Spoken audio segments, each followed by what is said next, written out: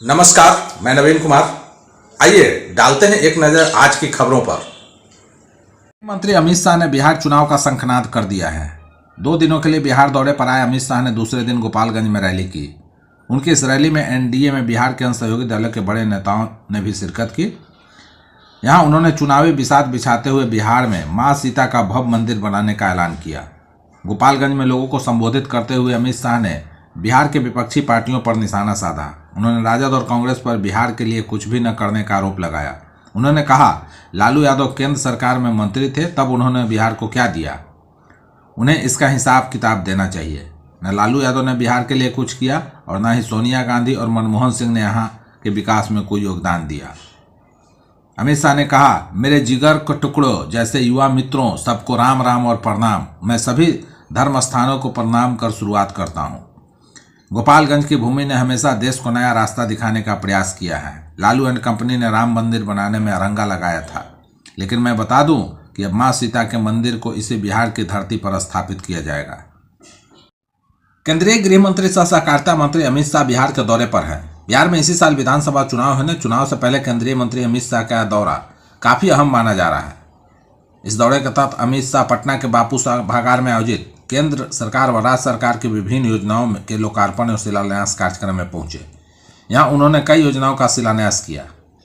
इस कार्यक्रम में बिहार के सीएम नीतीश कुमार भी मौजूद थे। सीएम नीतीश कुमार ने मंच संभालने के बाद कहा कि उनसे गलती हो गई, वे 2 बार इधर उधर चले गए। अपने भाषण के शुरुआत में सीएम नीतीश कुमार ने कहा कि सहकारिता विभाग में कई सारे कार्य किए गए हैं, इससे सहकारिता से जुड़े लोगों को काफ़ी लाभ हो रहा है। सीएम नीतीश कुमार ने कहा कि केंद्र सरकार ने बजट में बिहार को बहुत कुछ दिया है। इससे विशेष आर्थिक सहायता के रूप में सड़क, उद्योग, स्वास्थ्य और बाढ़ नियंत्रण के लिए मखाना बोर्ड की स्थापना, नए हवाई अड्डों के विकास की घोषणा हुई है। बिहार के विकास से जुड़ी पटना आड़ा सासाराम 4 लेन कॉरिडोर के विकास के प्रस्ताव को स्वीकृति दी गई है। इस दौरान मुख्यमंत्री नीतीश कुमार ने कहा कि हमसे गलती हुई, हम 2 बार इधर उधर चले गए थे।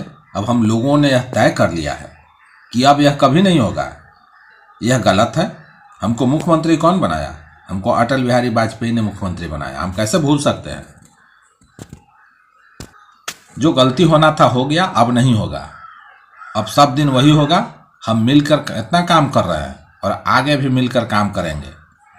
जो हिंदू मुस्लिम का झगड़ा होता था, हमने ये सब कुछ ठीक किया।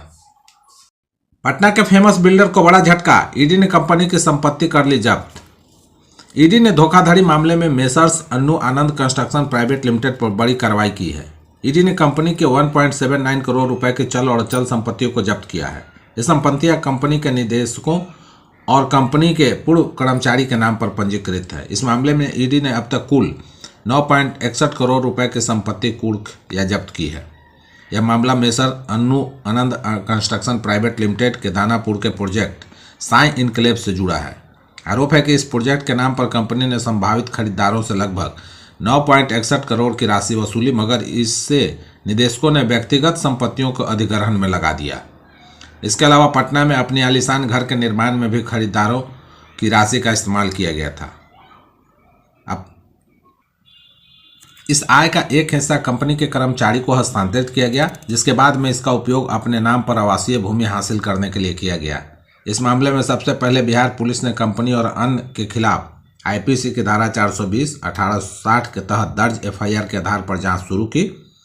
इसी प्राथमिकी के आधार पर ईडी ने जांच संभाली और कार्रवाई शुरू की है।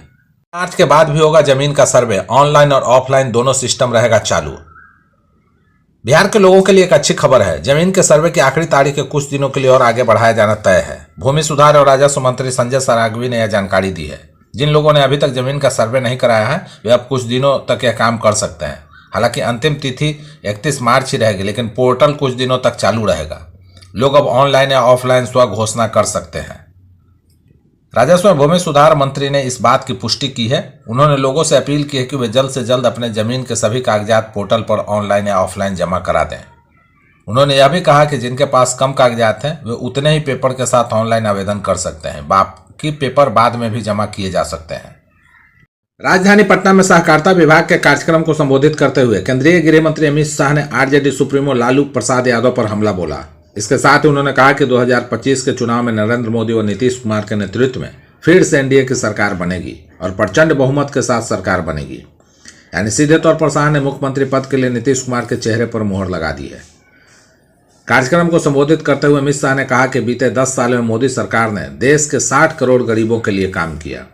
मैं लालू यादव से पूछता हूं कि आपने गरीबों के लिए कुछ किया हो तो उसका खाका लेकर आइए। उन्होंने कहा कि लालू यादव ने गरीबों के लिए कुछ नहीं किया। पीएम मोदी ने गरीबों की मदद के लिए सहकारिता क्षेत्र में काम किया। उन्होंने कहा कि सहकारिता क्षेत्र में सबसे ज्यादा फायदा बिहार को होने वाला है। लालू के शासनकाल में विकास चौपट हुआ, चीनी मिलें बंद हो गई। मैं जनता से कहने आया हूं कि आप बिहार में फिर से एनडीए की सरकार बनाइए, हम चीनी मिलों को फिर से शुरू कर देंगे। दलहन का एक एक दाना एमएसपी पर खरीदा जा रहा है। उन्होंने कहा कि 1990 से 2005 तक लालू के कार्यकाल में अपराध, छिनताई, रेप की घटनाएं होती थी, इसलिए लालू राबड़ी की सरकार को जंगल राज का नाम दिया गया। सहकारिता सम्मेलन में सीएम नीतीश कुमार ने महिला के साथ की अजीब हरकत, विपक्ष ने उठाए सवाल। पटना में सहकारिता विभाग द्वारा आयोजित एक कार्यक्रम के दौरान बिहार के मुख्यमंत्री नीतीश कुमार एक बार फिर विवादों में घिर गए हैं। इस कार्यक्रम में केंद्रीय गृह मंत्री अमित शाह भी मौजूद थे। समारोह के दौरान एक महिला को सम्मानित किया जा रहा था, तभी मुख्यमंत्री नीतीश कुमार ने महिला का हाथ पकड़ अपनी ओर खींच लिया। यह पूरा घटनाक्रम कैमरे में कैद हो गया, जिसके बाद राजनीतिक हलकों में हलचल सी मच गई है।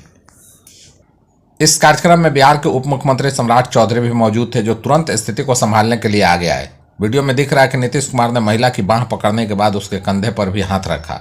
यह देखकर डिप्टी सीएम सम्राट चौधरी ने नीतीश कुमार की रोकने की कोशिश की। हालांकि तब तक यह घटना कैमरे में कैद हो चुकी थी और सोशल मीडिया पर वायरल हो गई।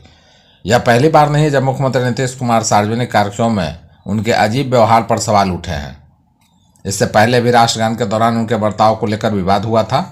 वहीं बिहार विधानसभा में भी उनके व्यवहार को लेकर चर्चाएं होती रही है।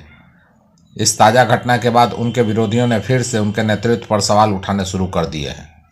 गृह मंत्री अमित शाह 2 दिन के बिहार दौरे के बाद पटना से रवाना हो चुके हैं। गृह मंत्री के दौरे का समापन नीतीश कुमार के आवास पर मीटिंग के साथ हुआ।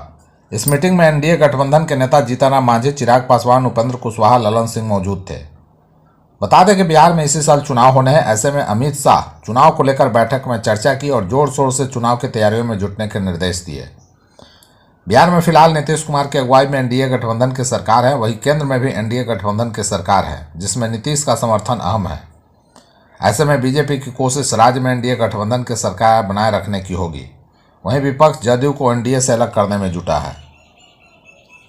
में विधानसभा चुनाव की तैयारी तेज हो गई है। तमाम राजनीतिक दल अभी से ही चुनाव प्रचार में जुट गए हैं। सभी नेताओं चुनाव को लेकर पूरा जोर लगा रहे हैं। आगामी विधानसभा चुनाव को देखते हुए केंद्रीय गृह मंत्री और भाजपा के कद्दावर नेता अमित शाह भी पटना पहुंचे हैं। अमित शाह ने सीएम आवास में तमाम एनडीए नेताओं से मुलाकात की। उन्होंने मुख्यमंत्री नीतीश कुमार के साथ चुनावी रणनीति पर भी चर्चा की। बैठक के बाद चिराग पासवान ने कहा कि बैठक जल्दी खत्म हो गई क्योंकि एजेंडे में कोई प्रमुख मुद्दे नहीं थे। इस बैठक में राज्य के मंत्रियों सहित जेडीयू और भाजपा के वरिष्ठ नेताओं के अलावा केंद्रीय मंत्री जीतनराम मांझी और राज्यसभा सांसद उपेंद्र कुशवाहा भी मौजूद रहे।